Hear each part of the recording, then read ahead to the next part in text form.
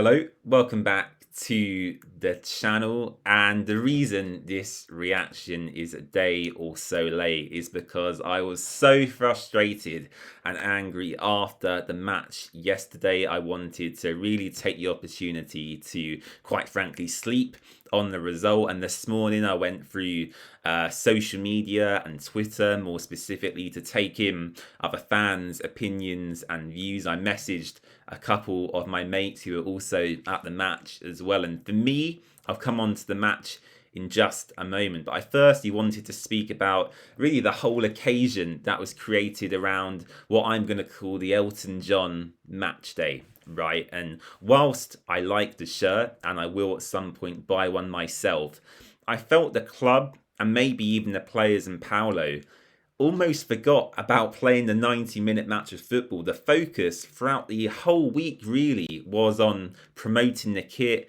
talking about Elton John's history and association with the club. I probably had about 10 emails in my inbox telling me to pre-order the kit, buy the kit. I found the whole thing very overwhelming and quite bizarre at times, actually. And even before kickoff, where I sit, I'm happy to say I sit in quite a nice area of the stadium. I'm not ashamed to say that. Just to my left hand side is actually where the director's box is, and Gino, Scott and Elton were sitting yesterday. And even 10, 15 minutes into the match, everyone's focus around me wasn't really on the pitch. It was glancing over to their left to watch Elton, really, which I just found, and maybe it's because I'm a younger fan and don't have that real deep connection with him, but I just found the whole promotion leading up to the match and the game itself very odd and very bizarre. So yeah, that's my take on the match day. Now, of course, I'm going to buy this kit myself eventually. There's no doubt about that. However,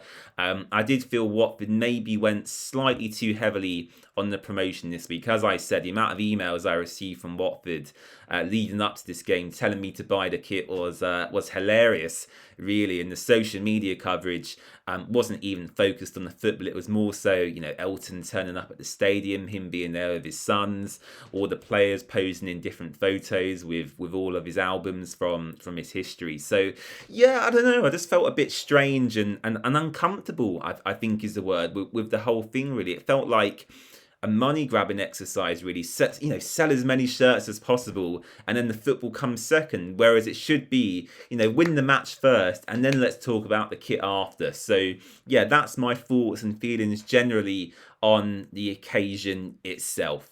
All right, enough about me rambling about the third kit. Let's talk about the game of football that played out at Vicarage Road yesterday. And firstly, the big statistic that stands out to me as someone who doesn't have great tactical knowledge is one shot on target in a 90-minute match of football. That come in the 61st minute, and the shot itself can't have even been that great because I was in the stadium watching and I can't even remember who had the attempt. So for me, one shot on target in 90 minutes against, quite frankly, a really terrible Blackburn side isn't good enough. And even if you include the suspension to Imran Loser and the other injuries we have at the club to Georgie and Caleb Wiley, with the attacking talent we had on the pitch in Doumbia, Bar, Vata, Iran Kunda, Luka Kiramgard, them players should be putting out more than one shot on target in a 90-minute match of football. I'm sorry, I know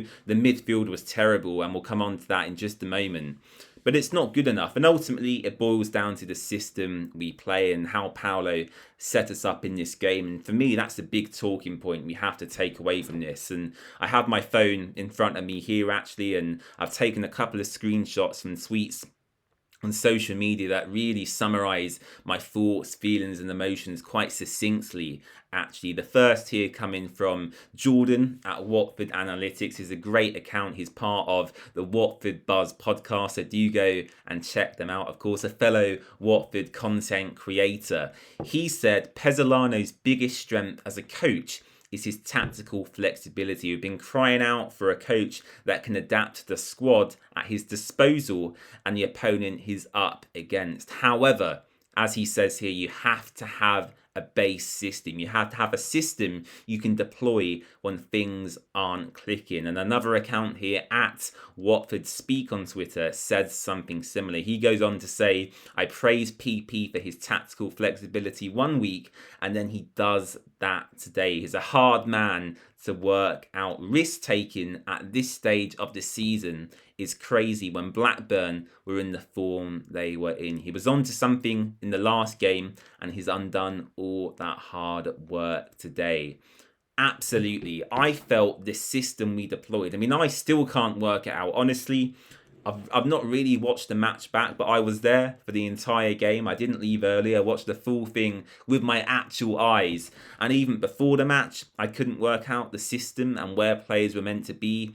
And during the match, I was still quite confused sitting there in the stadium. It was very odd, bizarre, strange. Players who naturally are better in one position were shifted to somewhere where they're more uncomfortable. Kwadwo spent a lot of the match on the left-hand side when clearly he's much more effective down that right channel. Max Elaine was shifted to left-back when we have a perfectly good one on the bench in Mark Boller, who went completely unused yesterday. Mark Boller, by the way, did not see a single minute of football, and I've not read anywhere that he had some sort of injury or he was ill or anything like that. It just seemed like Paulo opted not to use Mark Boller in that match, which for me, my mind is blown. My mind is blown. So Max Lane at left back, whilst I thought he did okay, you could see he was quite unnatural and uncomfortable in that position. Doumbia as well, he was almost, whilst he was alongside Luka Kiramgard, like the Charlton game at the start of the season, he spent a lot of time as well down that left channel. He looked quite uncomfortable. Sissoko in midfield. I mean, I've got some stats for you here on Musa Sissoko. Let me find them. So, Sissoko versus Blackburn. Dribbles attempted 3, successful dribbles 0. Ground duels attempted 7, successful ground duels 0. Aerial duels attempted 1, aerial duels successful 0. And possession was lost 12 times. And Sissoko, by the way, was also at fault for the goal Blackburn scored. Sissoko was marking Todd Cantwell, who wasn't really in a dangerous area. Sissoko had him quite comfortably in kind of his area.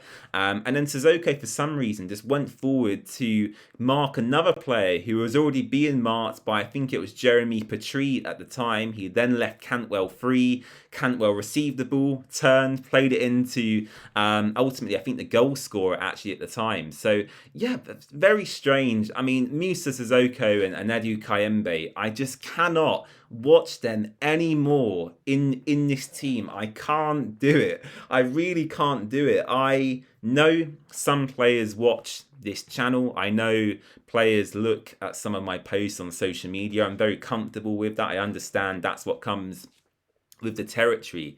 And I'm happy to praise people when they play well. I praised Musa Sissoko towards the end of last season when he went on that great run over on the right wing when he was almost deputising for Kwadwo when he was injured.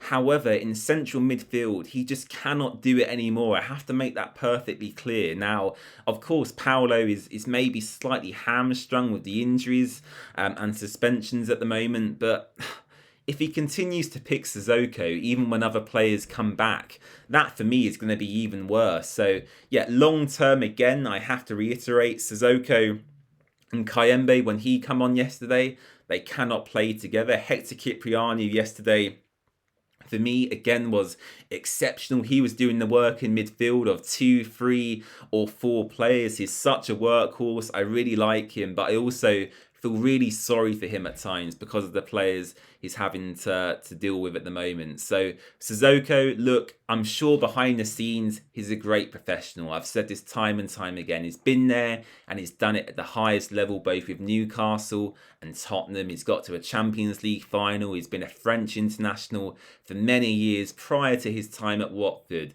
But the football's left him. It's like that famous Jamie Carragher quote, I think it is. Leave the football before the football leaves you. And that has happened to Musa Sissoko. He cannot play 90-minute matches of football anymore. I don't mind him coming on maybe for 5 or 10 minutes at the end of a match if we've got some injuries or just someone with a steady head to settle us down. But I just can't do it anymore. So that's my thoughts and feelings on Musa Sissoko. When it comes to the system itself and how successful that is, I do have doubts in my mind as well. I do feel Paulo has been bailed out again by individual moments of quality. We saw with Tom Cleverley even last season. Whilst I love Tom Cleverley and I think is a good guy, he did get lucky at times last season with Vata or Bayo or Georgie. Individual moments of quality bail managers out sometimes from mistakes they've made. And I do feel Paulo has been pretty lucky this season with especially Nestory Irankunda's free kicks. Here are some stats actually from Watford this season and how we rank against other championship teams. So out of all 24 teams, we ranked 20th for shots on target per match with just 2.8 shots on goal per 90-minute match. We only had one against Blackburn yesterday. We're 21st in the league for big chances created this season with just 6. So only just over one big chance created per match. We're 22nd for XG created as well, with just 4.5 XG so far this season. And these are numbers, as Cameron alludes to in his post here, when we have some of the most exciting and creative players in the league on the pitch as well. Now, of course, we are missing a Wiley, we're missing Luza, we're missing Georgie, but we do still have Doumbia, we have Luka Kiramgard, we have Vata, we have Bar, we have Irankunda. And to see them attacking statistics laid out like they were just then, again, for me, whilst players have to take some individual responsibility for their own performances, it again comes down to the system Paulo wants. And as we alluded to earlier, you need that base system to fall back to if it's not quite working out. I think that this team, really suits a 4-2-3-1 or a 4-3-3, and we're not really playing that at all at the moment. Yesterday, at times, it looked like we were playing a 4-2-4. We sometimes went to a back three where Hector would drop in between the centre-backs, and you had Max Elaine and Jeremy Patrice almost playing as wingers. It's just very confusing, very strange. And as players, you do want that solid base to fall back to. So, in summary, I am concerned. I'm concerned for Paulo's future.